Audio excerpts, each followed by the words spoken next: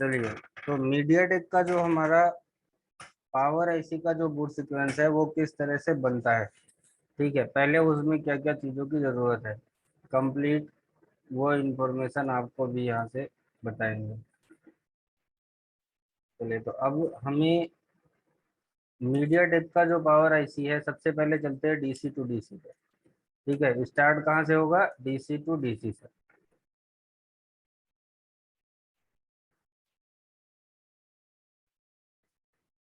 मैं उसी तरह माउस से लिख रहा हूँ, डीसी टू डीसी से स्टार्ट होगा। यहाँ पर आपको पावर आईसी में ये ध्यान रखना है कि जो मीडियाटेक में जो वीपीएच है वो वी सेस के नाम से आउट होता है, किससे, बी एस वाई एस के नाम से आउट होता है, वोल्टेज सिस्टम वोल्टेज के नाम से ये आउट होता है। अब आपको हमेशा पावर आईसी के पास में इनपुट जब भी चेक करना है, ये ध्यान रखना है कि वहां पर उसकी कॉइल को आप गिनती करो। पावर आईसी के बगल में जो बग कॉइल लगी होती है, ठीक है, क्या बग कॉइल लगा होता है, उस बग कॉइल को सबसे पहले आप काउंट करो।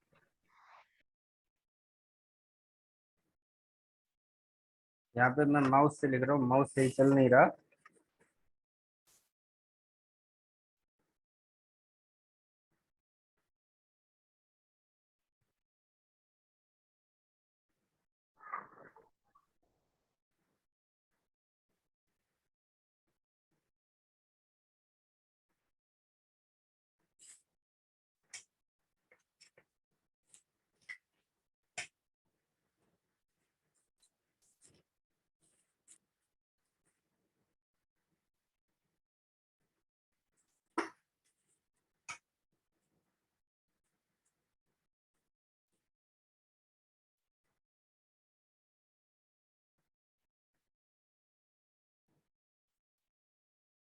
चलिए, अब सही माउस चला है। आपको सबसे पहले यहाँ पे क्या काउंट करना है कि हमें कॉइल कितनी लगी हुई है। कोई भी पावर आईसी होती है, आपको सबसे पहले वहां पे चेक करना है कि कॉइल कितनी लगी हुई है, कॉइल को आपको एक बार से काउंट कर देना है।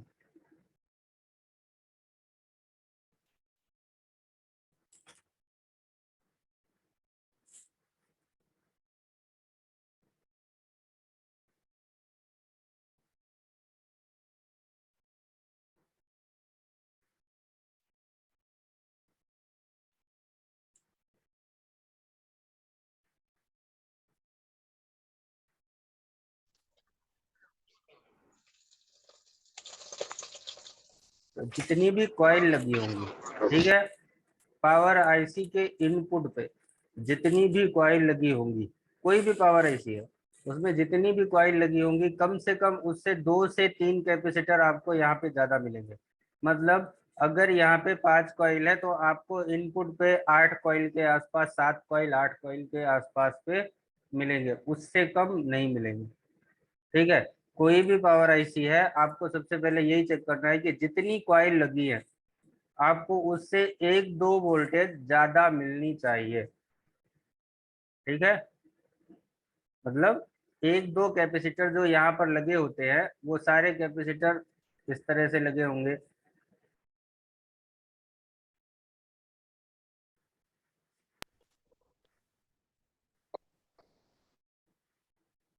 ये एक ग्राउंड वाला हिस्सा होएगा, फिर यहाँ पर एक कैपेसिटर लगा होगा, इसी तरह सीरीज में जाएंगे।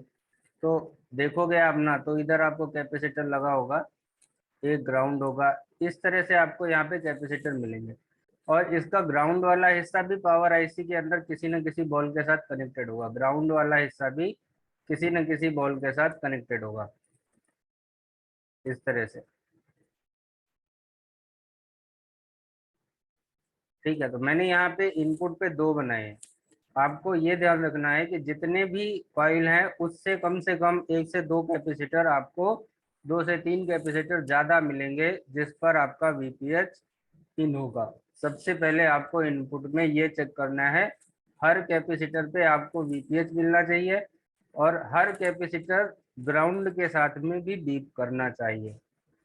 ठीक है, हर कैपेसिटर, मान के चलिए ये ग्राउंड है, इधर का अगर ग्राउंड मिस हो गया, यहाँ से ग्राउंड मिस हो गया, तो भी आपका प्रॉब्लम है। कई बार हम लोग क्या करते हैं कि शॉर्टिंग वगैरह होता है, कोई कैपेसिटर उसको तोड़ देते हैं, तोड़ते हैं तो ग्राउंड के साइड वाला हिस्सा टूट जाता है, लाइन यहाँ से ब्रेक हो जाती है, और उसके बाद शॉर्टिंग तो निकल जाती है, लेकिन फोन हमारा फिर भी ऑन नहीं होगा, क्योंकि जो कोर वोल्टेज होता है उसके लिए पावर आईसी को अलग से ग्राउंड और अलग से ही हर कोर के लिए वीपीएच का वोल्टेज दिया जाता है।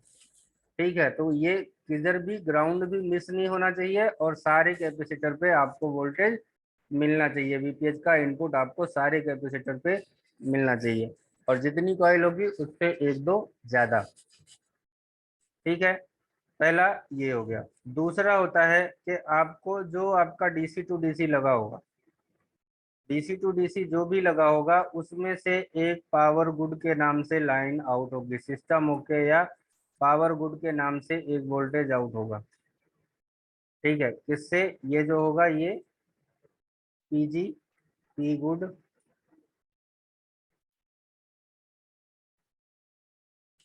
ये पावर गुड के नाम से ये वोल्टेज आउट होगा, और ये जाएगा कहाँ पे? आपके पावर आईसी को।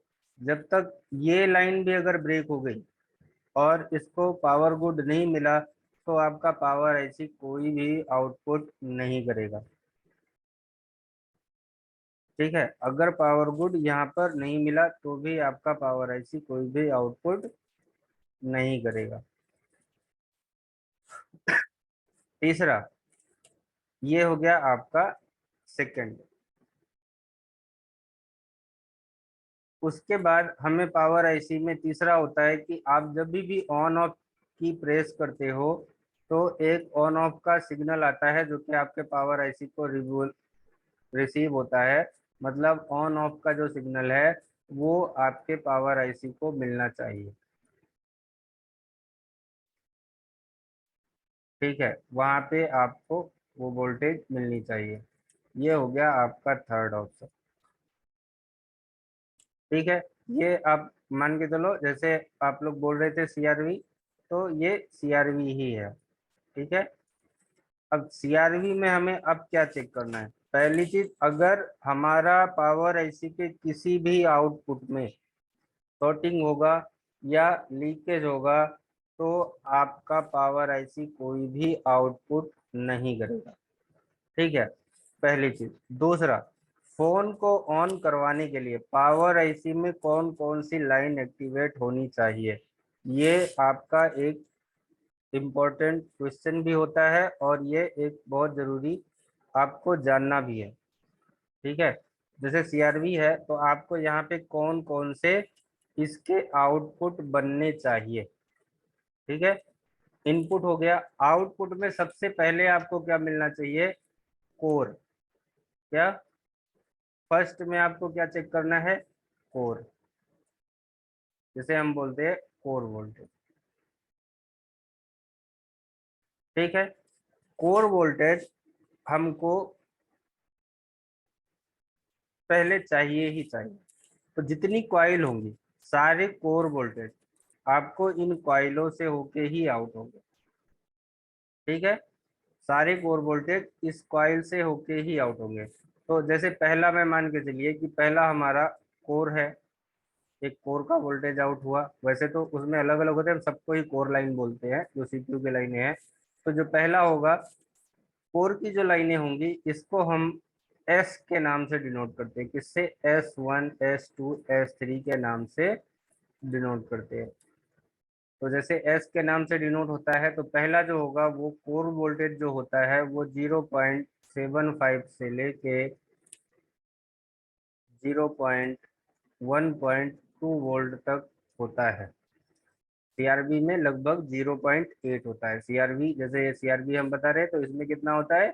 0.8 वोल्ट यहाँ पर होता है। ठीक है, कोर का जो वोल्टेज है वो 0.1 होता है, 8 होता है। उसके बाद आता है आपका मॉडम। मॉडम का वोल्ट भी बनना चाहिए। क्या? मॉडम भी आपको बनना चाहिए।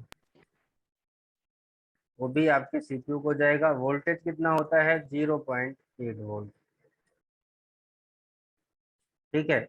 उसके बाद होता है प्रोसेसर।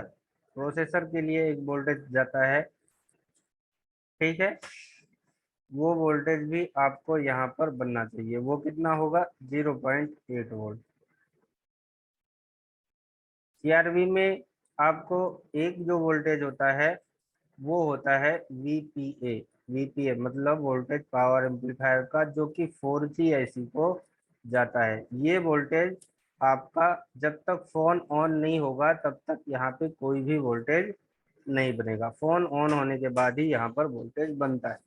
तो ये आपको नहीं भी बनेगा तो भी आपका फोन ऑन हो जाएगा, ठीक है। उसके बाद होता है 2.0 वोल्ट। 2.0 वोल्ट जिसको हम बोलते हैं हायर एलडीओ। हायर एलडीओ जो बोलते हैं हाई एलडीओ, ठीक है।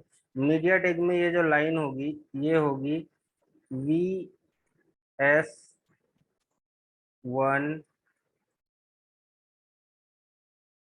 PMU। इस नाम से होगी VS1 PMU, ठीक है। तो सबसे पहले हमें जब ये इनपुट इसको मिल जाए, और किसी लाइन में अगर शॉर्टिंग होगी तो कोई आउटपुट नहीं करेगा। अगर शॉर्टिंग लीकेज नहीं है तो अब आप चार्जर लगाओगे, बैटरी लगाओगे, या फिर आप ऑन ऑफ की को प्रेस करोगे बैटरी डाल के, तो ये सारे वोल्टेज बनते हैं। मतलब ये है आपका थर्ड स्टेप का, सॉरी फोर्थ स्टेप का चेकिंग,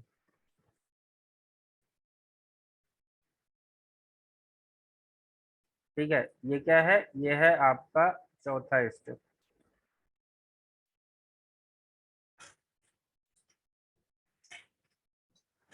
अभी ये इतना इतना समझ में आया, आगे बढ़ो। तो लोग सुन रहे हो या नहीं? हेलो। सर वो सर उसको क्या बोले, प्रो वो मोडेम के बाद में प्रो वोल्टेज। हाँ प्रोसेसर का वोल्टेज। हाँ प्रोसेसर का वोल्टेज। प्रोसेसर का वोल्टेज, ठीक है। और सर सेकंड स्टेप किया था वो पावर को चेक करना। हाँ पावर गुड चेक करो।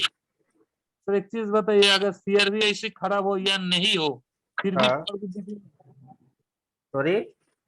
सीआरबी अगर आईसी खराब हो या नहीं हो, एब्सेंट है, उठाने के बाद भी पावर गुड मिलेगा बीक्यूआईसी से? हाँ मिलेगा, अगर BQIC ओके है तो आपको पावर गुड मिलेगा। ठीक है। और सर बूट कैप के दो साइड जो वोल्टेज डिफरेंस रहता है उससे क्या कंफर्म नहीं होता कि बीक्यू ठीक है या नहीं है? नहीं, उससे कंफर्म नहीं हो सकता कि BQ ठीक है या सही है। वो आपका चार्जिंग का बक रेगुलेटर चल रहा है वो कंफर्म होगा। अच्छा। आपका BQ सही लगा है तभी वो वोल्टेज बनेगा, वो कंफर्म होगा। लेकिन अगर देखिए जैसे VQ है या कोई भी आईसी है, वो अभी के फोनों में सारे मल्टी फंक्शन काम कर रहे हैं। अगर कोई भी एक ऐसा पार्ट है जो कि ऑन करवाने में रोल कर रहा है और BQ वो वही काम नहीं हो रहा, तो पावर गुड ओके नहीं करेगा, ठीक है। वहां से पावर गुड ऑन नहीं हो, वो पावर गुड भेजेगा ही नहीं पावर आईसी को, तो आपका पावर आईसी से वोल्टेज आउट नहीं होगा, ठीक है। तो ये तो हो गया आपका पहला स्टेप, जो कि 4 स्टेप सर में। और एक क्वेश्चन है सर। बोलिए। हाँ बोल रहा हूँ कि अगर मान लीजिए कि सीआरबी बीक्यू वो पावर गुड को चेक करने के लिए बोर्ड में कोई टीपी या कुछ नहीं है, ठीक है, तो सीआरबी आईसी को उठा के उसका जो बॉल पे पावर गुड जाता है वहां पे भी तो हम चेक कर बिल्कुल, सकते हाँ हैं? बिल्कुल चेक कर सकते हो, वही होता ही है सारे आईसीओ में। चाहे आप 439 देख लो जिसमें PMI 632 लगी होती है जिस भी मॉडल में, वहां पे भी जब तक 1.8 उसके पावर गुड का नहीं जाएगा तब तक पावर आईसी ऑन ही नहीं होगी। तो सर अगर पावर बूट अगर मिल रहा है उसके बाद भी अगर कॉइल पे अगर आउटपुट नहीं हो रहा है या कोई अदर वोल्टेज अगर आउटपुट नहीं हो रहा है तो उसका क्या रीजन हो सकता है?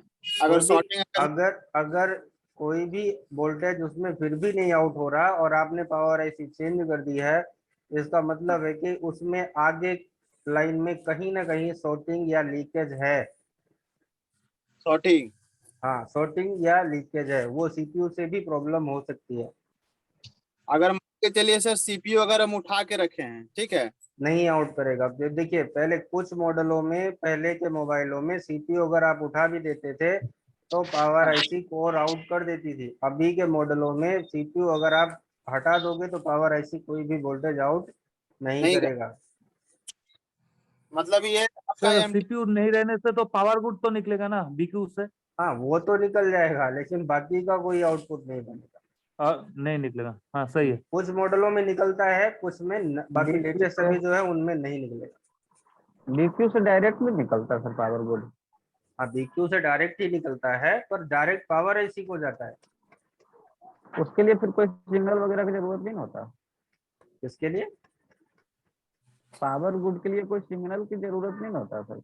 नहीं नहीं, कुछ मॉडलों में वो स्टार्ट के नाम से वहाँ पे ओके किया जाता है, लेकिन वो ज्यादातर पावर गुड आउट कर देता है। वहाँ पे कोई भी अगर उसके सिस्टम ओके है बीक्यू पे, तो और कोई इनेबल की जरूरत नहीं है वहाँ पे, और इनेबल वो इंटरनली हो जाता है। अंकित सर, जैसे कि वो पावर गुड लाइन में कोई कैपेसिटर नहीं रहता क्या? कुछ मॉडलों में टीपी पॉइंट होता है, कुछ में कुछ नहीं होता।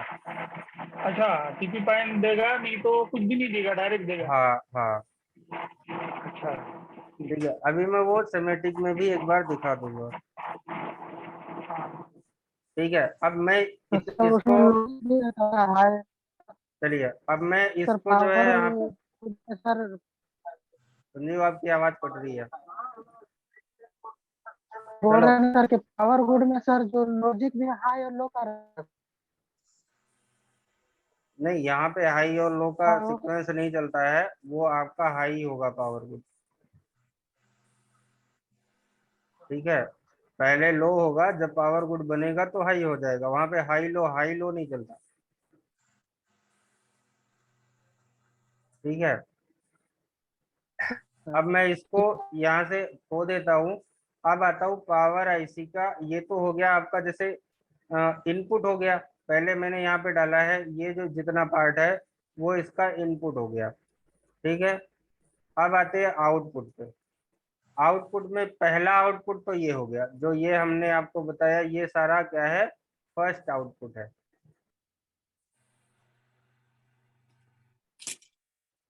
ठीक है, अब दूसरा आउटपुट इसमें और बनेगा, मतलब इतना ही बन जाए और उसके बाद फोन ऑन हो जाए, ऐसा नहीं है। इसके बाद अभी इसमें और भी काफी चीजें होती हैं। देखिए, जैसे सीक्वेंस लगभग लगभग सारे फोनों का सेम होता है, वो चाहे क्वालकॉम हो चाहे मीडियाटेक हो। फर्क कहाँ पे होता है कि कुछ में जैसे अभी मैंने यहाँ पे हाई एलडीओ लिखा है, मीडियाटेक में भी बहुत सारी पावर आईसियां हैं जो कि हाई एलडीओ और लोअर एलडीओ दोनों बनाती है। ठीक है, वहाँ पे 5 कॉइल की जगह 7 कॉइल, 8 कॉइल, 9 कॉइल यूज होती है। अब जितने भी मॉडल में सीआरबी होगा वहाँ पे 5 कॉइल ही लगी होगी। 5 कॉइल में मतलब ये सिर्फ हायर एलडीओ बनाता है, लोअर एलडीओ ये नहीं बनाता। ठीक है, लोअर एलडीओ के लिए एक अलग आईसी लगी होती है। तो पहला आउटपुट तो इसका ये हो गया। अब हम चलते हैं इसमें दूसरे आउटपुट पे, कि इसमें दूसरा आउटपुट कौन सा बनेगा। तो मैं जो है इसको मैं यहाँ से खो देता हूँ सारा। ठीक है, कोर की जो लाइनें हैं वो सीपीयू को चली जाएंगी, जो बाहर जाती हैं अब मैं उस पे आता हूँ।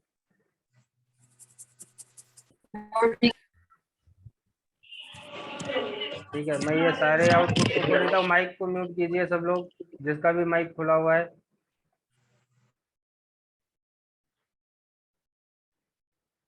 चलिए मैं इसे भी खो देता हूँ।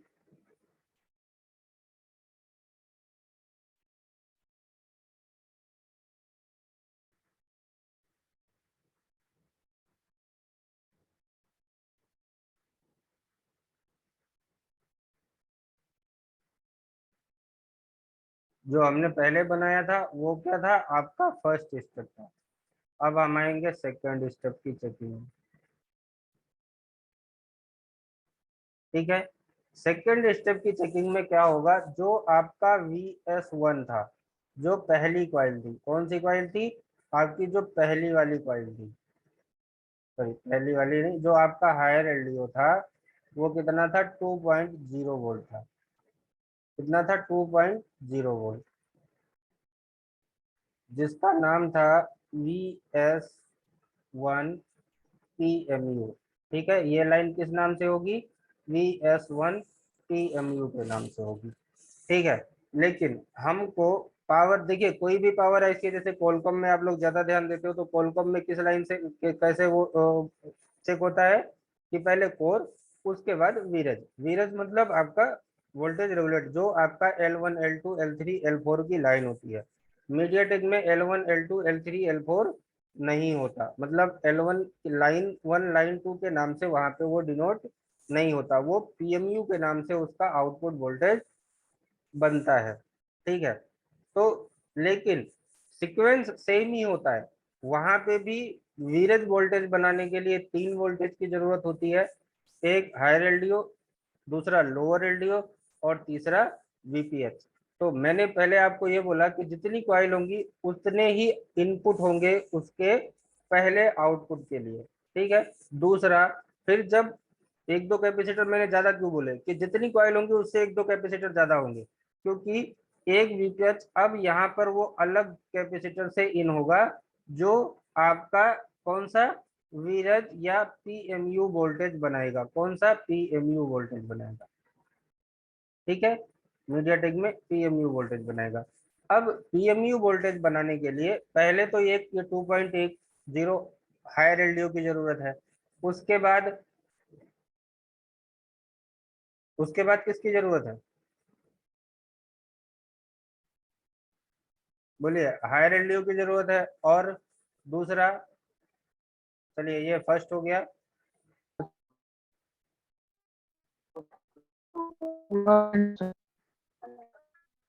ठीक है, ये आपका हो गया फर्स्ट, पहला इसकी जरूरत है। दूसरा, दूसरा किस चीज की जरूरत है, वीपीएच की। तो वीपीएच को चलो यहाँ से आ ही गया, एक अलग कैपेसिटर पे वीपीएच भी हो गया। अब तीसरी एक लाइन की और जरूरत है, किसकी, लोअर एलडीओ की। लोअर एलडीओ कितना होता है, 1.35 वोल्ट के आसपास। ठीक है ना, 1.35 टू 1.50 वोल्ट के आसपास। ठीक है, तो जो सीआरवी होगा वो लोअर एलडीओ खुद नहीं आउट करता, उसके लिए यहाँ पर एक और आईसी लगी होगी, 8 पिन की एक और आईसी लगी होगी। ठीक है, 8 पिन की एक और आईसी लगी होगी, और इस आईसी का जो इनपुट है, ठीक है, इस आईसी का जो ऑपरेटिंग वोल्टेज है वो कहां पर होगा, यही आपका Vsys, जो आपका सिस्टम वोल्टेज है वही यहाँ पर आएगा। ठीक है, दूसरा, जो इस आईसी का इनेबल होगा, ठीक है, इस आईसी का जो इनेबल होगा वो यही VS1 वाला वोल्टेज ही इसका इनेबल हो।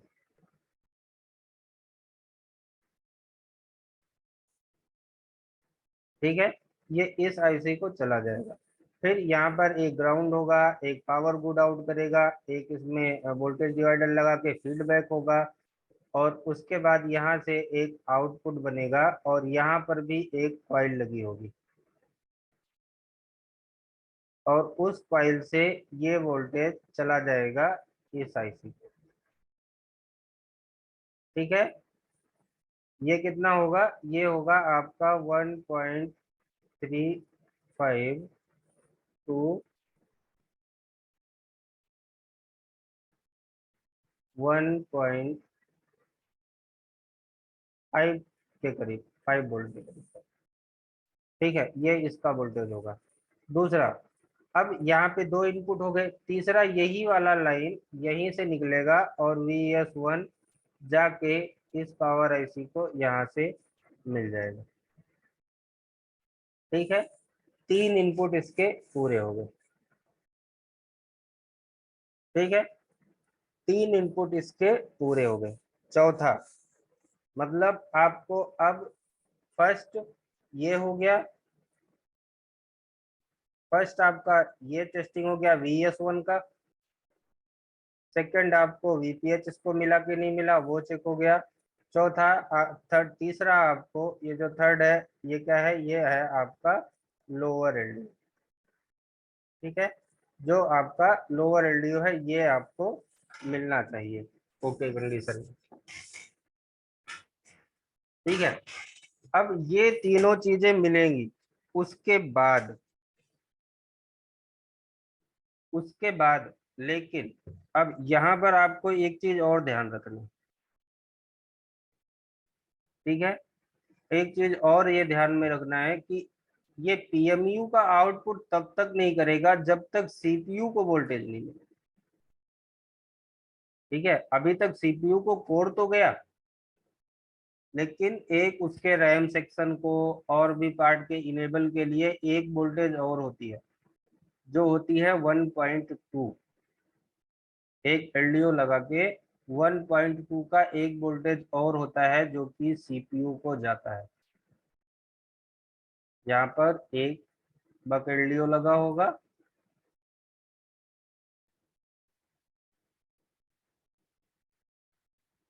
और इस बक एलडीओ में आपको ये VS1 ही आएगा, मेन ऑपरेटिंग वोल्टेज इनेबल, और यहाँ से जो आउट होगा वो होगा आपका 1.2 वोल्ट।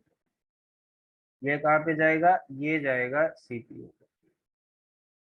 कुछ में सीपीयू एमएमसी हर जगह ये वोल्टेज जाता है। देखो जैसे आपके कोर है, कोर क्या है, उसके ऑपरेटिंग वोल्टेज हो गए, लेकिन वहां पे भी हर कोर के लिए या उसमें भी एक आपको इनेबल चाहिए होता है। अगर ये एलडीओ खराब हो गया तो भी आपका फोन ऑन नहीं होगा। ठीक है, तो थर्ड आपको क्या चेक करना है? फोर्थ में आपको ये वाला एलडीओ। ठीक है, उसके बाद अभी इसका भी स्क्रीनशॉट मार लो, इतने का 4 पॉइंट का, फिर मैं यहाँ पे थोड़ा सा और इसको मिटा दूं।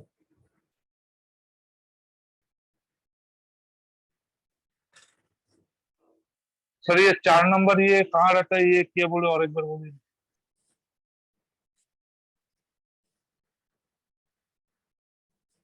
4 नंबर एक एलडीओ है,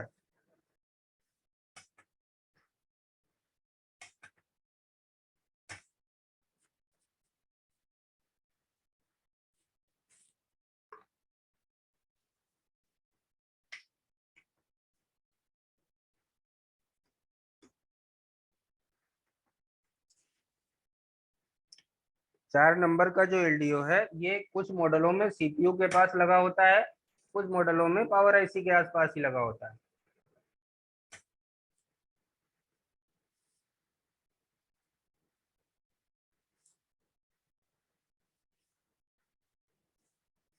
इसमें भी आपका वीपीएच आता है, इसमें भी आपको वीपीएच आता है। कितना? 100 के का एक रजिस्टर लगा के, लगभग 100 के करीब का एक रजिस्टर लगा होता है।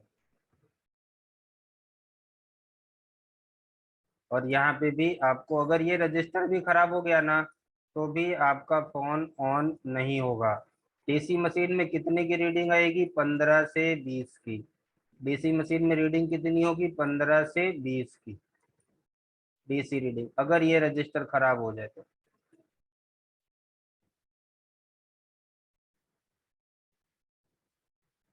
ठीक है, तो 15 से 20 की रीडिंग है तो आपको सीधा यहाँ पे चले जाना है, इसको भी चेक कर लेना है एक बार। अगर ये नहीं बनेगा तो भी आपका फोन बूट नहीं करेगा, पावर आईसी आपके फोन को बूट नहीं करवाएगा। ठीक है, इतना सिस्टम हो गया। अब इसको मैं हटा दूं,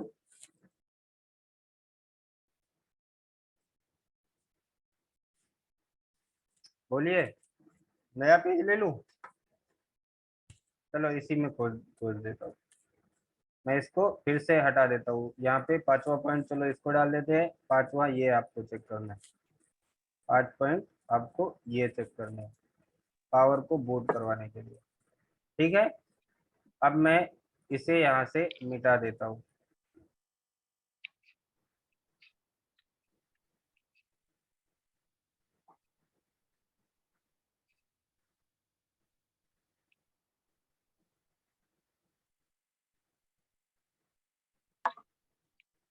अब आते हैं पीएमयू वोल्टेज पे। देखिए हमने इसकी रिक्वायरमेंट पूरी कर दी, पावर आईसी की जो पहली रिक्वायरमेंट थी वो हमारी पूरी हो गई। अब हमको देखना है कि इसका जो सेकंड आउटपुट होता है, मतलब सेकंड आउटपुट कौन सा? पीएमयू का वोल्टेज। पीएमयू का वोल्टेज वो जो वी ए 1.2 था वो भी एक पीएमयू वोल्टेज ही लिखा जाता है। उसमें भी PMU ही लिखा जाता है, लेकिन वो पावर आईसी काम ना करके डायरेक्ट दूसरी आईसी एलडीओ के थ्रू वो काम करवाती है। वो भी एक तरह का आपके पावर आईसी का ही पार्ट है, ये भी आपके पावर आईसी का ही पार्ट है। सीआरबी में ये ऑन बोर्ड है, मतलब पावर आईसी के अंदर निकाल के बाहर निकाल के बोर्ड पे लगा दिया है। अदर जो आईसियां हैं उनमें अगर आप चेक करोगे तो ये सारा सेक्शन आपको आईसी के अंदर ही मिलता है। ठीक है, फर्क सिर्फ इतना है, बाकी और ज्यादा कुछ फर्क है नहीं। उसके बाद अब कितने वोल्टेज चेक हो जाता है, अब फोन को ऑन करवाने का जब नंबर आता है तब आपको और कौन कौन से वोल्टेज जरूरी है। ठीक है, पहला यहाँ पर आप देखते जाओ, मैं फर्स्ट लिख रहा हूँ PMU किसका,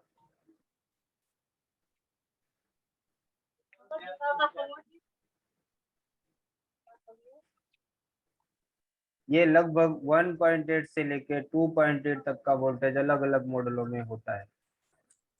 ठीक है, कौन सा, VD रैम। ठीक है, VDD रैम वोल्टेज, रैम यहाँ पे PMU ही लिखा जाएगा। क्या लिखा जाएगा, PMU वोल्टेज। डी रैम मतलब डायनेमिक रैम, आप लोग समझ रहे हो। डी रैम का वोल्टेज, रैम के लिए भी वोल्टेज जो जाता है वो कहाँ से जाता है, पावर आईसी से जाता है। ठीक है, उसके बाद आता है कौन सा, सेकंड, माइक म्यूट कीजिए, S RAM.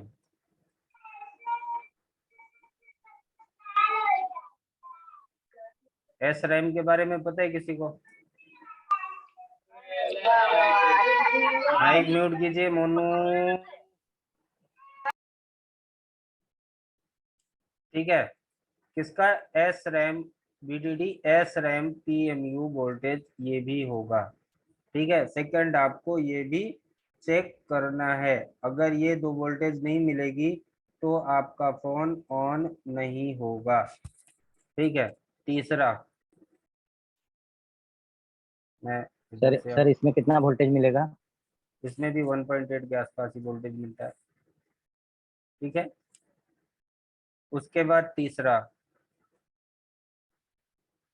Power IC phone को बूट करवाने के सबसे जो मेन वोल्टेज है, मैं वो सारे स्टेप बता रहा हूँ। ज्यादा वोल्टेज होते नहीं है जो हमें चेक करने होते हैं, analogue, VDD 1.8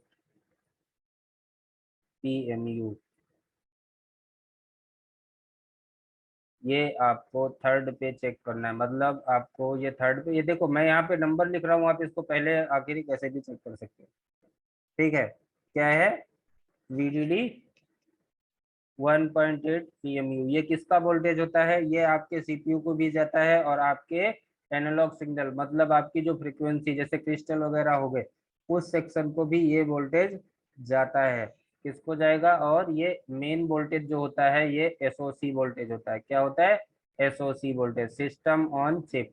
system on chip, SOC मतलब सिस्टम ऑन चिप। SOC का मेन वोल्टेज जो है वो ये वाला है 1.8। अगर ये नहीं बना आपका फोन 200% ऑन नहीं होगा। ठीक है, तो ये भी एक जरूरी वोल्टेज होता है। उसके बाद आते हैं चौथे नंबर पे।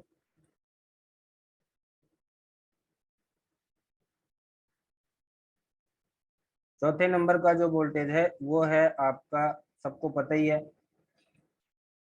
कौन सा, PIO 1.8 PMU,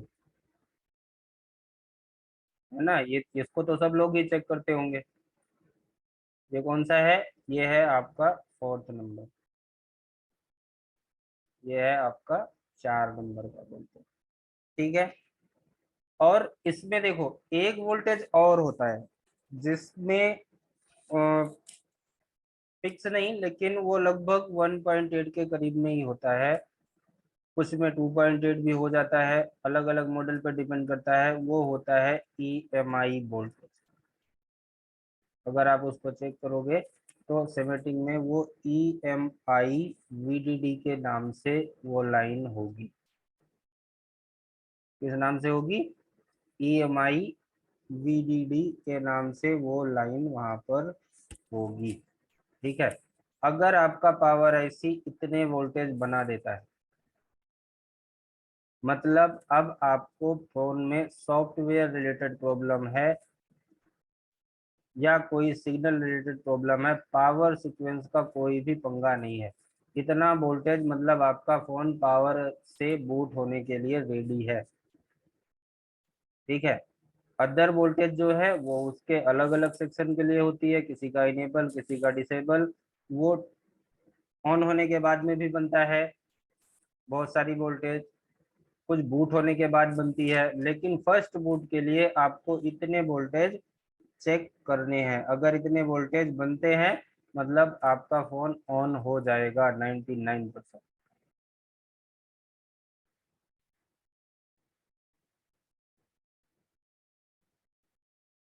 ठीक है, अभी समझ में आ गया।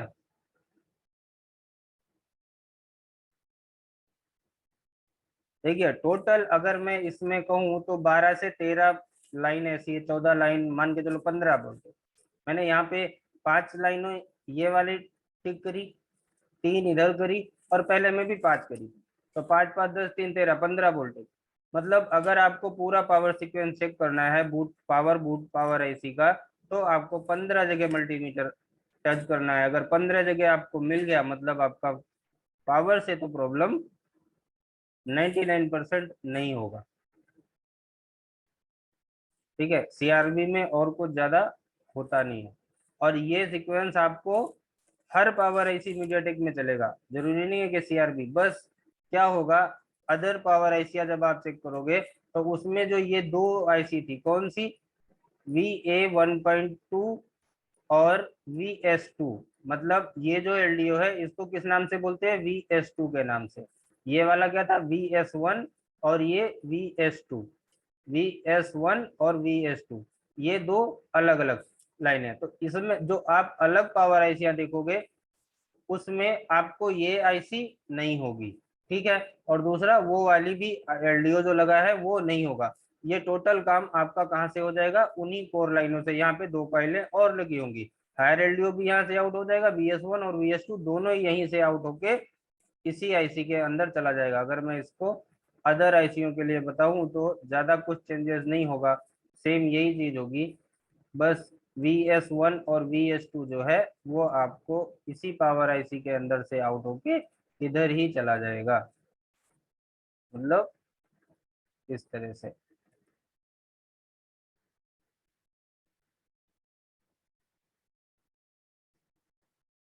ये हो गया VS1, एक हो जाएगा VS2, VS1 VMU, VS2 VMU, और ये दोनों वोल्टेज घूम के इसी को चले जाएंगे, यहाँ पे 3 का पेयर बन जाएगा। उसके बाद ये सारे आउटपुट होंगे, उसमें आपको वो जो 2 एलडीओ और जो 2 आईसियां हमने अलग से बताई है वो आपको अदर आईसीओ में अदर में नहीं मिलेगा। सीआरवी में ये थोड़ा सा पंगा अलग है।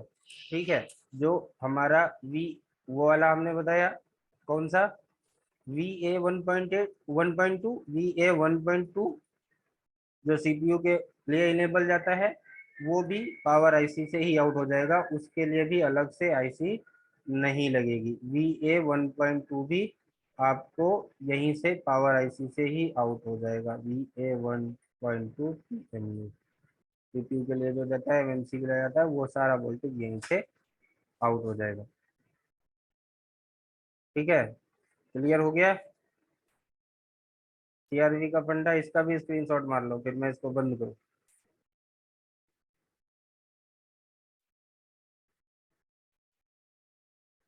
चलो, अभी किसी को कोई सवाल है इसमें,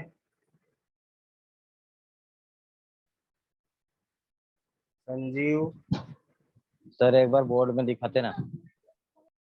बोर्ड में? जी तुम्हारे पास है बोर्ड, है अभी? जी, बोर्ड तो है लेकिन चलो ठीक है, कल इसको मैं जो है दिन में टाइम मिलेगा तो मैं दिन में जब काम करूंगा ना तो इसको लाइव दिखा दूंगा। सारे वोल्टेज चेक कर लो। ठीक है। ठीक है, अभी मैं रिकॉर्डिंग बंद कर रहा हूँ।